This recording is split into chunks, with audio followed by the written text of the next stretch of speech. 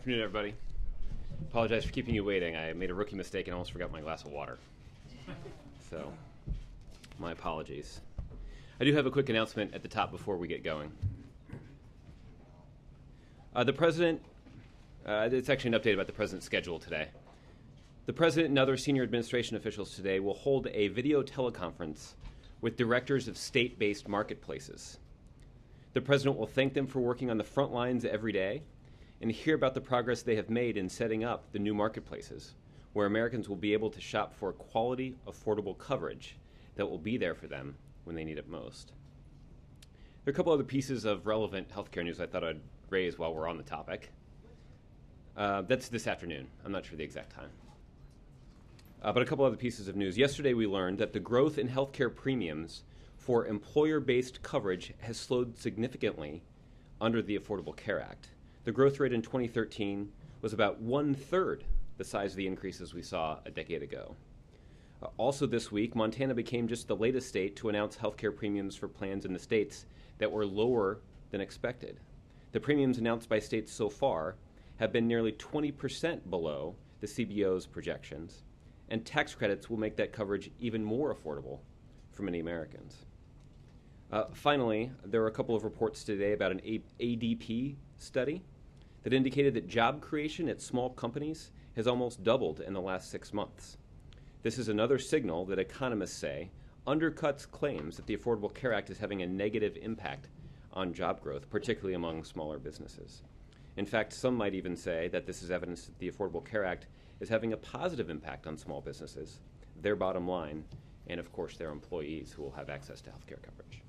So, with all of that, Julie, I'll let you take us away. Thank you. I wanted to ask about the situation in Syria. We obviously got the statement earlier today asking for the UN to investigate this latest incident. The President has said for, I think it's been about a year now, that chemical weapons use crosses his red line. And yet we have at least the one confirmed use. We have this new report. Is there any indication that that policy is actually working, given that the deaths in Syria continue and given that Assad allegedly has used chemical weapons again? Well, what we think is most important for right now is there actually happens to be a United Nations chemical weapons investigative team on the ground in Syria. They were just granted access to the country yesterday, I believe. So given the reports that we've seen overnight about what may or may not have taken place in Syria, we think it's important for that investigative team to be given access to that area. Now, the Assad regime, when presented with evidence that chemical weapons have been used in their country, has said that they are interested in a credible investigation to get to the bottom of what exactly has happened. Well, it's time for them to live up to that claim. And if they actually are interested in getting to the bottom of the use of chemical weapons and whether or not that's occurred in Syria, then they will allow the UN investigative team that's already in Syria to access the site where chemical weapons may have been used. It will allow them unfettered access to eyewitnesses or even those who are affected by the weapons. It will allow them to collect physical samples without manipulation. And it will also ensure the security of that team as they do their work.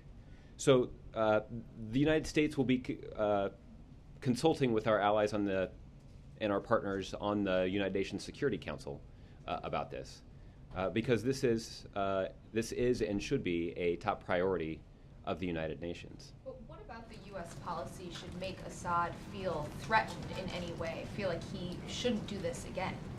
Well, this is not just a U.S. policy, but there is broad international agreement. International community's response. I mean, what about that is threatening to him at this point? Well, I can't speak to what he may or may not find threatening. There is no doubt that we condemn in the strongest possible terms the use of chemical weapons.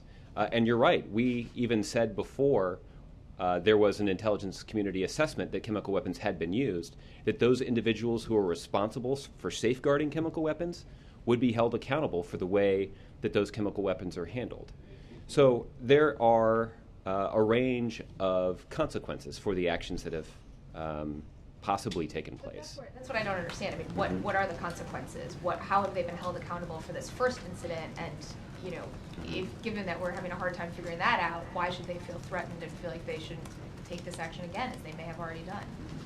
Well, again, it's hard for me to speak to whether or not they feel threatened, but there is a broad international view that the use of chemical weapons is completely unacceptable. Even some people who may disagree with us on some aspects of our policy related to Syria should be able to agree that the use of chemical weapons is completely unacceptable and should be able to support a robust and impartial, credible investigation into reports that chemical weapons may have been used. Again, how this is going to affect our policy as it relates to the Assad regime will continue to involve our consultations with our international partners. We are providing some assistance to the opposition and even to the Syrian Military Council. The United States is the largest donor of humanitarian assistance to try to meet the humanitarian needs of those refugee populations that have been forced to flee the violence. In some cases, we're talking about women and children that are living in terrible conditions just trying to avoid the violence. So what's happening there is a terrible situation. There is work that can be done with our international partners to try to continue to pressure the Assad regime. We've seen evidence and indications that the Assad regime is feeling that pressure, but you're right that that has not resulted in the outcome that we would like to see, which is Assad being completely removed from power. That's not just the preference of the United States of America, that's the will of the Syrian people, and that's why it's important. Okay. Jeff. Josh, does the United States have any independent verification about this alleged attack? We do not.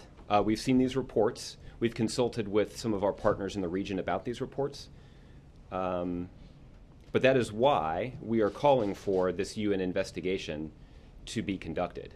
There is an investigation team that's on the ground in Syria right now, and we are hopeful that the Assad regime will follow through on what they have claimed previously, that they are interested in a credible investigation that gets to the bottom of reports that chemical weapons have been used. So again, it's time for the Assad regime to live up to their rhetoric in this regard and give the investigators access to the sites, the opportunity to interview witnesses, the opportunity to collect physical samples, and other things that would help them reach a credible determination about what exactly occurred there. Has this triggered any diplomatic efforts?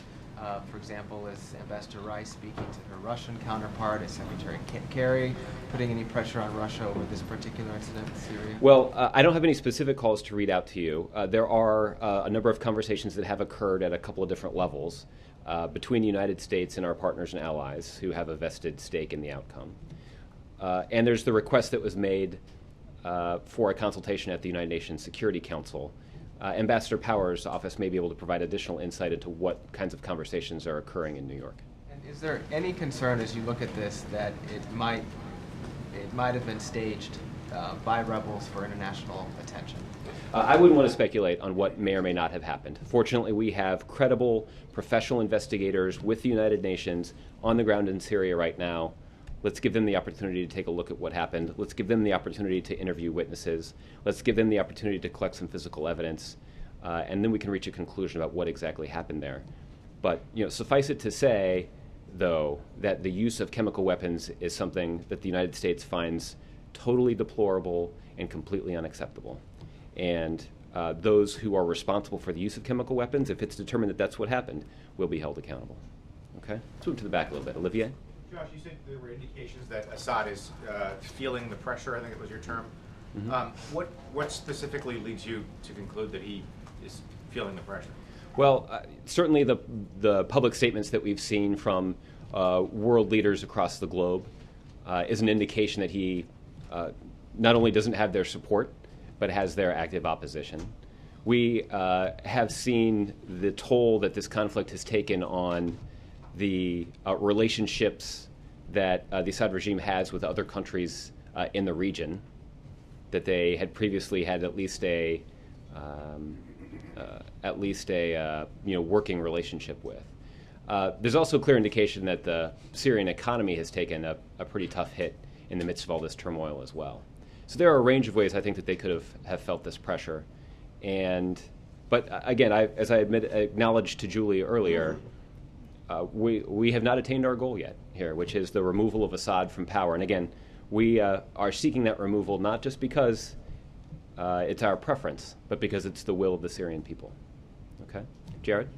Josh, you said that if the Syrian government, if Assad's government prohibits or inhibits the investigators in any way, will that be taken as a sign of guilt in this, and will that cross the red line for the administration? Well, they certainly have an opportunity to live up to the rhetoric that they've articulated previously, which is when confronted with reports of previous use of chemical weapons, the Assad regime says they welcome a credible and fair investigation to get to the bottom of what exactly occurred. So conveniently, there are reports of widespread use of chemical weapons, at least in one location overnight, that affected a large number of people. It's unclear how many. And there is today, as we speak, on the ground in Syria, a United Nations team with a specialty in investigating the use of chemical weapons. So let's give this team the opportunity to investigate what exactly occurred and get to the bottom of this so that we can hold accountable those who are responsible. Right, but what I'm asking is, you said that it'll cross the red line if their chemical weapons were used or distributed because of the Assad regime. What I'm asking is, will a prevention or inhibition of the investigators also be some kind of trigger for the administration? Because what other incentive does Assad have to let them investigate? Well, he has previously stated, or at least indicated, his regime has, that it's in the interest of the regime to get a full investigation of what's happening. So even if he wants to continue to ignore the strong urgings of the international community, he's already articulated that it's in the best interest of his regime for an investigation to be conducted. So even if he doesn't want to listen to the rest of the global community, he can follow through on his own rhetoric. So if he impedes the actions of the investigators, will that cross any line for the administration? We certainly would like to see this cooperation. Well, look, it's not even a matter of cooperation. What we would like to see is the Assad regime not interfere with this investigation. The Assad regime does have a responsibility to ensure the safety and security of the team as they're conducting the investigation. But really what we're looking for is unfettered access to the witnesses, the opportunity to visit the site where this allegedly occurred, the opportunity to collect some physical evidence without manipulation from the Assad regime. And let's let the investigation move forward, and we'll judge the results accordingly. Okay, Jim. On the big picture of foreign policy right now, you have Russia ignoring our request for Snowden, ignoring our request for cooperation with Syria and putting pressure in Syria. You have Egypt ignoring requests to stop the violence. And you have Syria ignoring requests to stop using either chemical weapons or killing their own people. These are all greeted with, or responded to by the Obama administration with harsh condemnations. We're greatly disappointed. But there is a perception among some that this is weakness on the part of the Obama administration. Can you address that? Well, I would say a couple of things about that. What you are referring to some very difficult and in some cases intractable problems that in some cases are bearing some very severe consequences for the people who live in these countries. There's no doubt about that. The United States has a responsibility to be a part of the international effort to address those problems for a variety of reasons. One of them is that it is the desire of the United States of America to have good relationships with these countries. And what we are trying to do is, in many of these cases, is to marshal some international support and to work with our friends and allies, to work with our partners in the region. And we have done that with some success and with some progress that's notable in a variety of circumstances. What we would like to see moving forward is a continued effort on the part of the international community to work together to address some of these problems. But we would also like to see in a lot of these situations the leaders of these countries to respect the basic human rights of the people that they govern, the people that they lead. That's true of the Assad regime in Syria, and that's certainly true of the interim government in Egypt, sort of the two most intractable problems that we've been dealing with lately. But there are people who are wondering when the United States, and is Mr. Obama, President Obama, willing to use the stick along with the rhetoric that's coming from this platform and also from President Obama himself. Is there a real stick? Should these countries fear the United States and fear when the United States says, we condemn what you're doing? Well, you're asking a philosophical question that I think is an entirely legitimate one. It might be one that's better posed to the Commander-in-Chief himself. But well, let me say this. I think the President's willingness to use force to protect the interests of the American people has been well documented by a lot of people in this room. I think that's particularly true when you consider the effort that this administration has implemented to go after the core leadership of al-Qaeda that previously was at least intact along the border between Afghanistan and Pakistan. That's no longer the case. Osama bin Laden is no longer there plotting against the United States and our allies. That doesn't mean that there isn't a continuing threat that's posed by other elements of al-Qaeda, but that threat has changed because of this President's willingness to use some force. There also are plenty of other ways in which we have worked with the international community to accomplish some objectives and to make some progress on things. The President took a trip to Africa where he highlighted some of the strong relationships the United States has with some countries there.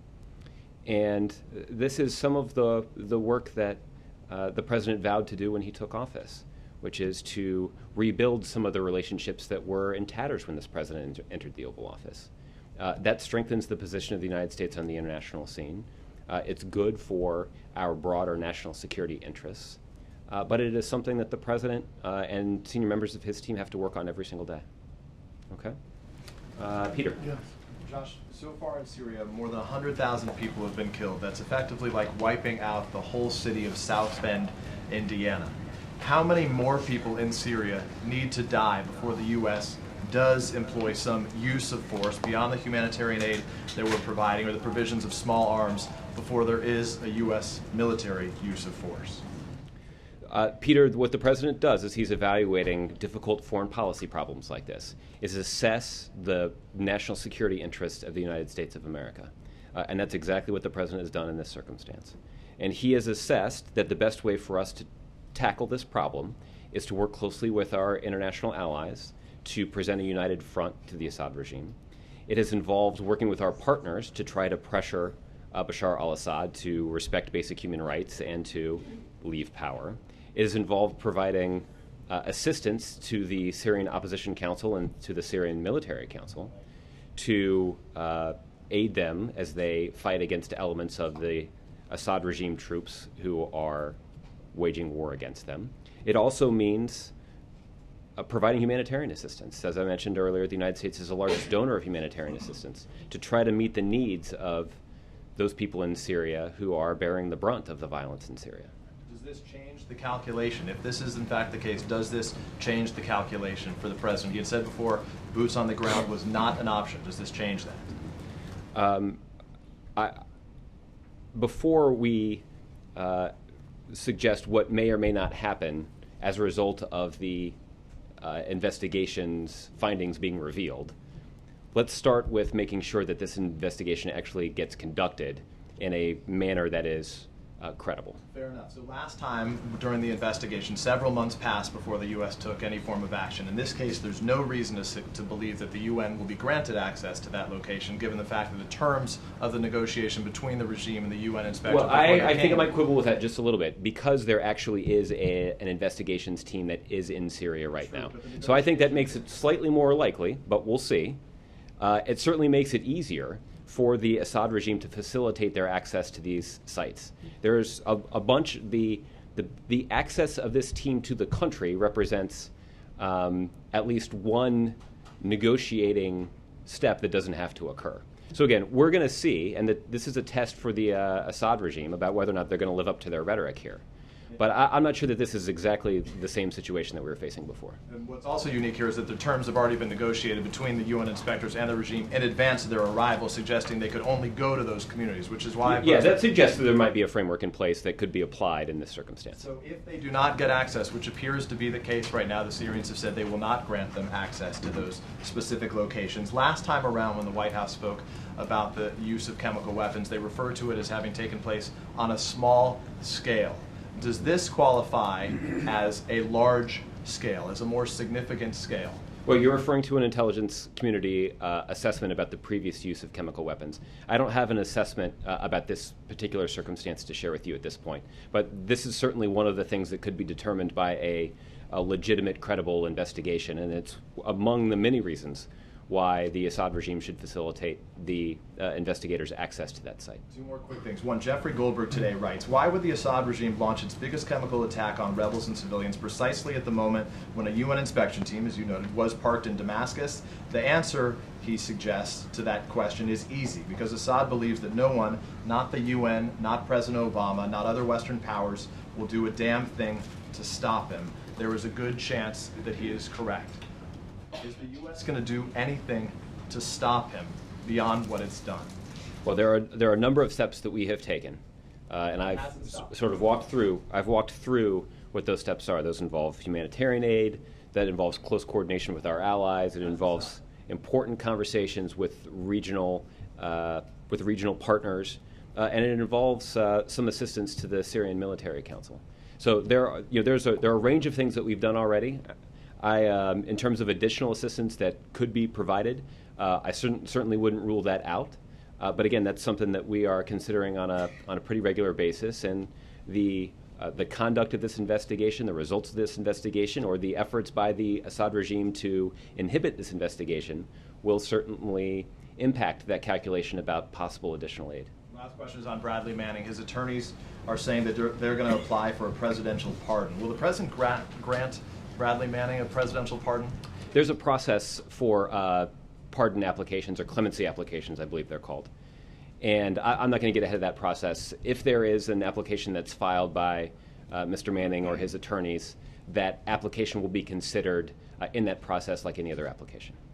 Okay. Ed? Josh, when you were talking on Syria here about tough statements coming from this government, other governments around the world, I think Julie noted earlier, it was 1 year ago this month, the president said at that podium at a news conference that if the chemical weapons were used or spread in Syria, that would be a red line. But his next sentence was, and there would be enormous consequences. Mm-hmm. So Julie got at this, and I didn't hear an answer.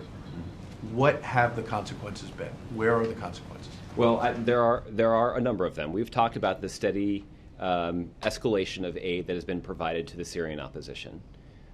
And that is an effort to try to help the opposition weather the war that's being waged against them by the Assad regime.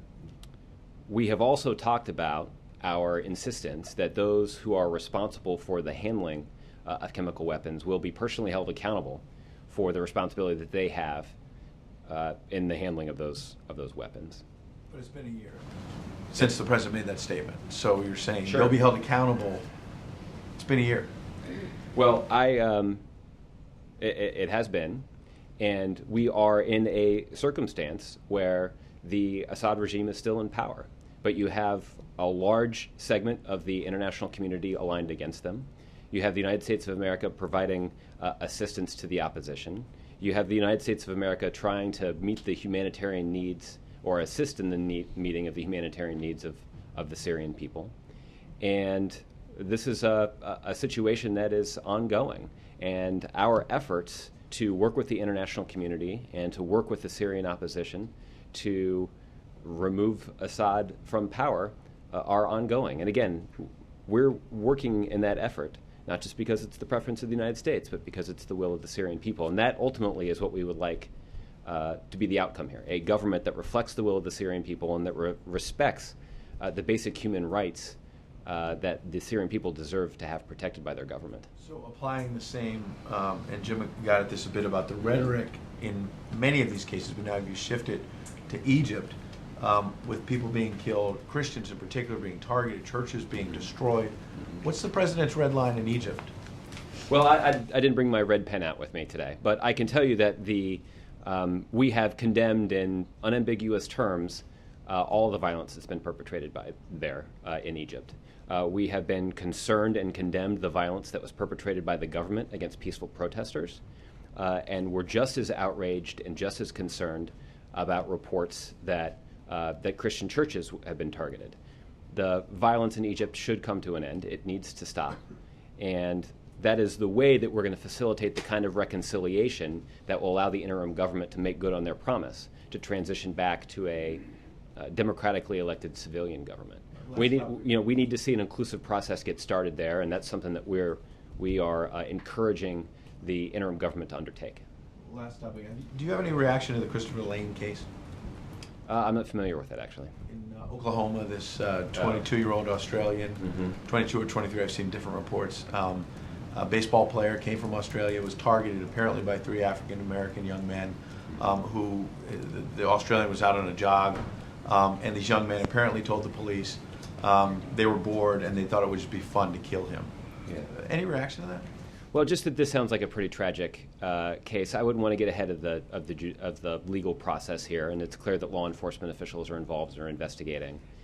But any act of violence is something that the president, I think himself, has spoken pretty eloquently about violence in our communities, and he stood at this podium a few weeks ago where he talked about his concern about the impact that violence is having on, in particular, young people in this country. Yeah, we heard from Trayvon Martin here and in the Rose Garden. Why hasn't he spoken out on this, in this case? He said there was a judicial proceeding. There was one in the Trayvon Martin case. He spoke out extensively on that one. Mm-hmm. Well, I'm not sure that there's some people in this room I don't think who would agree with you that the president spoke out extensively on it. I think that he answered He was in the Rose Garden? Yeah, he spoke on it? And he got asked a question. He got asked a question about it. And he didn't have to answer it, but he did. And then he came out here himself at the to conclusion of the legal process, Sure. and shared some thoughts. For several minutes. Sure. That are, I think, where he expressed his concerns about the impact of violence in communities all across the country, and he talked about the number of things that that the government can do, but also a number of things that we can do in our communities, whether it's parents, churches, and communities can do to try to address the impact of violence, and whether there's more that we can do to try to protect our children. Okay? Major. Josh, can you talk about the meeting yesterday with the National Security Council and the President? How long did it last? What is the decision point the President's at going forward with Egypt? Is it, as you suggested yesterday, more likely if there are not concrete steps taken by the transitional government, things like Apache helicopters, kits for M1A1 tanks, things are pending in the next 3 or 4 weeks, will be delayed or canceled entirely? Well, Major, the President did meet with his national security team in the Situation Room yesterday. They met for more than an hour. They had an opportunity to talk about the consultation that senior members of his team have been having with their counterparts in Egypt. You've heard me say this a number of times in the last few days, that Secretary Kerry, Secretary Hagel, other senior members of the Obama administration have been in touch with their counterparts in recent days and weeks as the situation in Egypt has evolved. This is an opportunity for the President to hear directly from them about those conversations. As you've also heard me say in recent weeks, the President in early July ordered his team to conduct a review of our aid and assistance program to Egypt. And this was an opportunity for the President to hear from senior members of his team about that ongoing review. There's been that review today continues to be conducted. So there's no change to report at this time as it relates to our aid and assistance program and relationship with Egypt. There also was an opportunity for the President to hear from some senior members of his team about the security situation in Cairo. We still have personnel and facilities in Cairo in particular, but in other places in Egypt. And the President was briefed on that. And then finally, we've also been in regular touch with our allies and partners in the region who have a stake in the outcome in Egypt and have been engaged in trying to find a solution. And the President was given the opportunity to hear from them about the conversations they've had with our allies and partners as well. Based on that briefing, does the President believe there are extra security precautions that can or should be taken for Americans in Egypt? Nothing that I'm prepared to announce right now. On the NSA story that was in the Wall Street Journal today, is it really credible now for this White House to continue to say, as the President said on Jay Leno, there is not a domestic surveillance program going on in this country? Of course.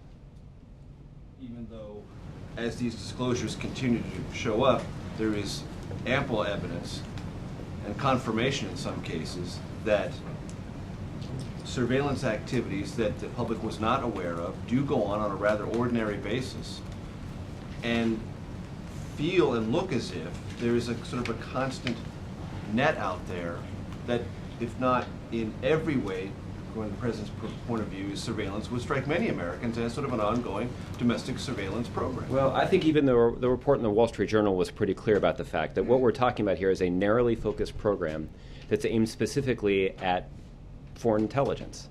And that the goal here is to implement these programs in a way. Aims and goals, but as the report indicated and other reports have, there are more than one or two instances where emails or conversations that don't fit into those particular identified, legally established surveillance guidelines do get surveilled. Mm-hmm. And the reason that we know about that, the reason that you read about it in the Wall Street Journal, and the reason that we're talking about it right now, is because there are very strict compliance standards in place at the NSA that monitor for compliance issues, that tabulate them, that document them, and that put in place measures to correct them when they occur. So I'd actually refer you back to... There's a tabulation of the domestic surveillance. So there's a tabulation of compliance issues. This is a program that is related specifically to foreign intelligence and foreign surveillance for our national security purposes. But so I think the Wall Street Journal in that respect was pretty specific about the aims of that program and how some of those aims were achieved.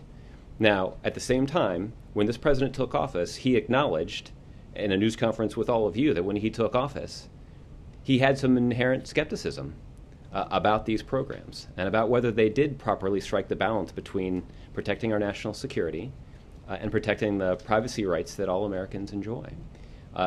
So as a result of that skepticism, he ordered a review of these programs. And as a result of that review, some steps were taken to put in place stricter compliance standards, greater transparency measures, and additional responsibilities for the intelligence community to report to Congress, who has oversight responsibility. So the president has taken some steps to address these concerns. The last thing I'll say about this is, as we've talked about this in recent months, one thing that has become clear is that these programs are operated by national security professionals, and that the conduct of these programs is critical to our national security. There are documented cases where these programs have contributed to the disruption of terror plots. There are documented cases where these programs have strengthened not just our homeland security, but also the security of our assets and our allies around the globe. So we're talking about very important programs, but the president feels just as strongly about the need to make sure that we're striking the right balance between our national security and privacy. I actually do want to add one more thing, which is that we have heard in recent weeks suggestions from members of Congress that there are additional things that we can do to strengthen the oversight of these programs and to make sure that these strict compliance standards are met.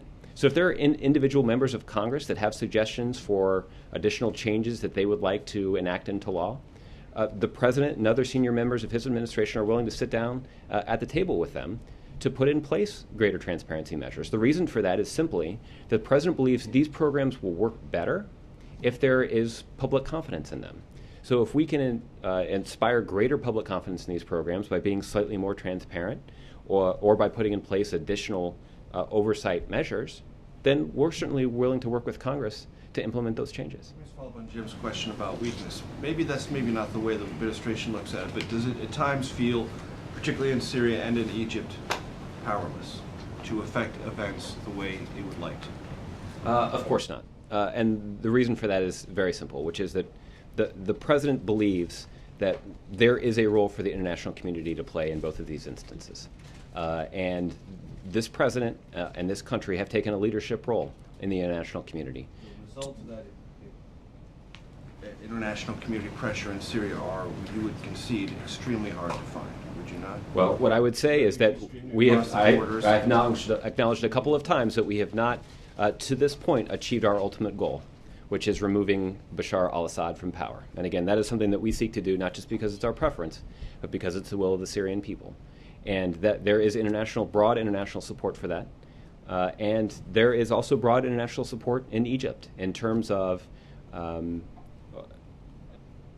asking the interim government to follow through on their promise to transition back to a democratically elected civilian government. And there is a role for the international community to play, and there is a leadership role for the United States to play in the international community. And you're right, in both instances, we have not attained our ultimate goal. But that is something that we... well, that's harder to assess. What I can tell you is that there are, that we've got some work to do in both of these areas, and this is something that we're actively working on, whether it's a national security meeting that the President convenes in the Situation Room, whether it is meetings and consultations at the United Nations that are conducted by Ambassador Power, whether it is conversations with cabinet officials here. Secretary Kerry and Secretary Hagel and others are working in coordinated fashion to try to address some of these challenges. Okay. Jessica. Thanks, Josh. As you said yesterday, many people have Beau Biden in their thoughts and prayers. There have been some reports that he may have a potentially worrisome medical condition. Can you tell us anything about his condition and the President's latest contact with the Vice President? I'm not in a position to offer any new details about the medical condition of Mr. Biden. When additional details are available, they will likely be communicated to you through the Delaware Attorney General's office. I don't have any update in terms of conversations between the President and Vice President. And it's the Vice President's office who is maintaining the Vice President's schedule. So I don't have any updates on the schedule. As you know, he is in Houston today. At this point, he is still scheduled to join the President in Scranton on Friday. But we'll see. And if there are any changes to the schedule to announce, we'll get them to you. Following up on a question you said you would take yesterday, the U.S. government currently classifies marijuana in the category of most dangerous drugs with no medical benefit, the same category as heroin, and more harmful than cocaine or meth. Sanjay Gupta, as you may know, has just called... Your distinguished colleague. Yes, my distinguished colleague, Dr. Sanjay Gupta, has just called for a reconsideration by the government. So given the reported medical benefits of marijuana, does the President believe the government should reconsider this classification? Well, Jessica, I can tell you that the administration's position on this has been clear and consistent for some time now. That while the prosecution of drug traffickers remains an important priority, the President and the administration believe that targeting individual marijuana users, especially those with serious illnesses and their caregivers, is not the best allocation of federal law enforcement resources. I looked it up. I think the President last talked about this in an interview he did with Barbara Walters back in December, where she asked him a similar question. And the President acknowledged that the priority here, the priority in terms of the dedication of law enforcement resources, should be targeted toward drug kingpins, drug traffickers, and others who perpetrate violence in the conduct of the drug trade. That is the best use of our law enforcement resources. And but at the same time, the President does not, at this point, advocate a change in the law. Is he willing to take steps to make it easier to conduct research on marijuana's medical benefits? I'm not exactly sure what steps are required or what changes could be implemented into the law to have an impact on marijuana research. Okay. Maybe you could let us know. For some reason, I have the sneaking suspicion that this is going to draw me all kinds of traffic on Twitter. I'm predicting that now, and maybe I'll have an update for you later about that. Use some Doritos later. Finally, there are fires burning in 11 states across the nation, impacting tens of thousands of acres. Has the President considered stepping up federal involvement in fighting the fires, and has he considered visiting any of these states? Yeah, that's a good question, because there actually has been quite a bit of federal involvement here. The President was briefed on this situation. Well, the President got a briefing yesterday on the efforts to fight the a lot of F's involved in this. The President was briefed yesterday on the wildfire situation that's occurred throughout the West and the efforts that are currently underway to fight those fires. Got it right that time. One thing that has been announced recently, and I think this was also just yesterday, by the National Multi-Agency Coordinating Group, they elevated the national preparedness level from 4 to 5 at 6 a.m. yesterday. Now, what that does is it allows greater state and federal resources to be applied to confront this situation. The assessment of the preparedness level is based on fire conditions, fire activity, and resource availability. There are more than 40 uncontained large wildfires all across the West, including in states like Alaska, Arizona, California, Idaho, Montana, Nevada, Oregon, Utah, and Washington. There are more than 19,000 federal, state, and local personnel who are fighting those fires, including 1,700 who have responded to the Beaver Creek fire in Idaho that's gotten a lot of attention in the last couple of days. Since the start of the wildfire season, FEMA has approved 26 fire management assistance grants, including a fire management assistance grant that was provided on August 15th to fight the Beaver Creek fire in Idaho. These fire management assistance grants, what they do is they provide resources, both monetary and otherwise, to state and local officials who are responsible for fighting these fires. So there is a robust effort underway at the federal level to support the ongoing efforts. I should have started this comment by saying something that I think is true of everybody in this room, which is that our thoughts and prayers are with those families and those communities that have been affected by these fires, and our thoughts and prayers in particular are with those who are risking their lives right now to fight these fires. Okay. All right, April. Josh, can you talk to me about Cory Booker and the president's endorsement of Cory Booker, and particularly his comments that came out talking about how Cory Booker would help him in the fight with the gun issue that he's trying to win? You just want me to talk about it? I'm not sure that I have a whole lot more to add than what the president has said about this. I know that Mayor Booker has been a leading advocate of steps that can be taken to reduce gun violence in communities all across the country. The president certainly shares that goal, and you've heard the president talk quite a bit about steps that he believes that Congress should take to reduce gun violence in this country. That's everything from passing laws that make it harder for criminals and others who shouldn't have guns, make it harder for those individuals to obtain firearms. There are also a range of things that we can do on areas like mental health and education that also stand to reduce gun violence in communities all across the country. But I know that Mayor Booker has also made middle-class families a priority and trying to fight for expanded economic access or expanded economic opportunity for middle-class families. And that is also a priority that the president has been loudly advocating. And that would be another thing that the president would look forward to the opportunity to work with Mr. Booker to make progress on. So along this line, we'll branch off of this, but still on the same line. So has the president still been in the midst of all of this, everything else that's going, he's still trying to galvanize his group to help him push this gun legislation through, as he's talking about bringing Cory Booker into this? The steps that we can put in place to reduce gun violence remains a domestic policy priority of this administration, and we are willing to work with Democrats and Republicans to make progress on it. And there's a high-profile vote in the spring that left the president pretty disappointed, might be characterizing it mildly. And we look forward to an opportunity to revisit not just a vote on that one specific issue related to closing loopholes in the background check system, but on a variety of measures that would address the scourge of gun violence in our communities. So is Cory Booker somewhat a more interesting person to help him with this, as New Jersey was one of the first states who came out with this anti-assault weapon ban in the 90s? Mm-hmm. Well, I think that the words that the president had about Mayor Booker today were concentrated mostly on Mayor Booker's record on these issues and his advocacy on these issues, and had less to do with the state in which he resides. Okay. Thanks, Josh. All right. We'll do a couple more here. Roger. Can we talk a little bit about the plans for tomorrow and the education plans? And specifically, is there anything aimed at for-profit higher education institutions? I'm not in a position right now to talk about any of the policy details the president's going to roll out tomorrow. Beyond just characterizing for you that that the president's comments will be focused on reducing the cost of a college education for families all across the country, because it's so important for middle class families and those families trying to get to the middle class to have access to programs like that. Plans for briefing? Yes. Not that I can share with you at this point, but we're working on it. Okay, Ari? You've talked about meetings the president has had in the last few days with regulators, with healthcare officials, with on Egypt.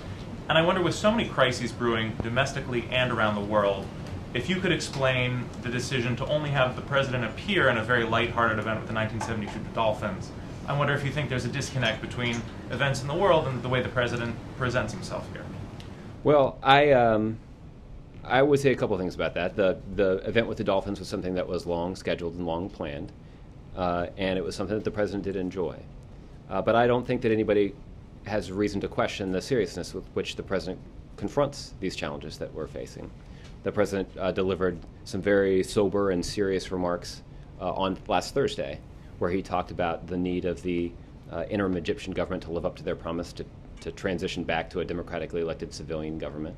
He called on them to end the violence there. So, you know, I'm not sure what the president will, I think that is an indication that the president is focused on these issues. I think the fact that he had a meeting with his national security team yesterday that Major and I talked about a little bit is an indication that this is something that he's focused on. And you know, that will continue.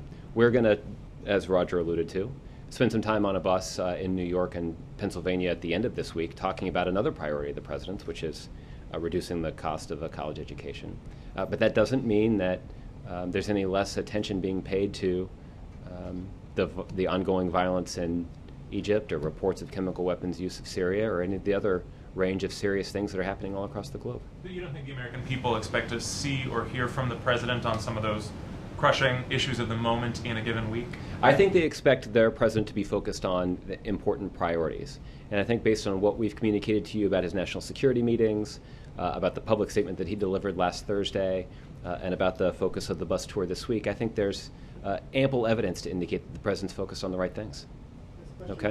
All right, Alexis, I'm going to give you the last one. Can I follow up on what Roger was asking about the bus tour? Okay. There's so many Americans who are packing their kids off this week or next week and writing these enormous checks for college, and they're going to be wondering if the president has anything to propose that might actually affect the costs that they're incurring now. Mm-hmm. Can you add anything about whether they should expect to hear from the president in a way that would help them with the expenses now in this academic year?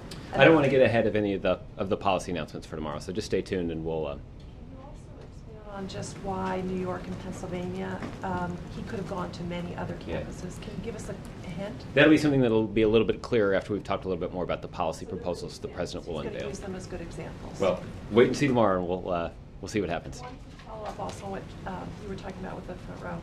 The president at his news conference talked about trying to put together a task force on surveillance to offer him some expertise from the private sector and other expertise. Can you, maybe I missed it, but what's the update on when we might see that group of people put together? I don't have an update on the specific timing on which that'll be announced, but I know that's something that is being actively worked on since the president announced it. But I think it would be another example of the president's desire to work with members of Congress and others who have an expertise to inspire greater confidence in these programs. That if there are steps related to advancements in technology that would allow us to strengthen these programs, but also strengthen the oversight, then we want to hear those ideas. And so putting together an outside group like this to examine some of these issues and to examine their impact on the programs is an example of the president's efforts to further refine these programs in a way that will strengthen public confidence in them and therefore strengthen the programs altogether. Okay? Thanks, everybody. Have a good Wednesday.